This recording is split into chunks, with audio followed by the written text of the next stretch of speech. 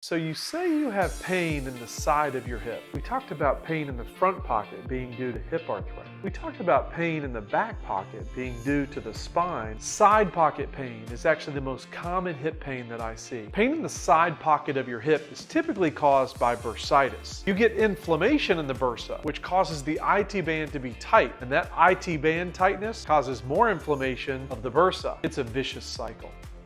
Even though bursitis, side pocket hip pain, is the most common hip pain I see, it's usually caused by something else. That's right, oftentimes bursitis is caused by hip arthritis or spine arthritis, but it's the bursitis or side pocket pain that is often the most painful. We treat bursitis by decreasing the inflammation, sometimes with anti-inflammatories and sometimes a steroid injection. We combine this with physical therapy to work on stretching of the IT band. I always recommend decreasing the inflammation first, otherwise the stretching really hurts. Good luck with your side pocket hip pain. Share the info. I'll bet your friends have hip pain too.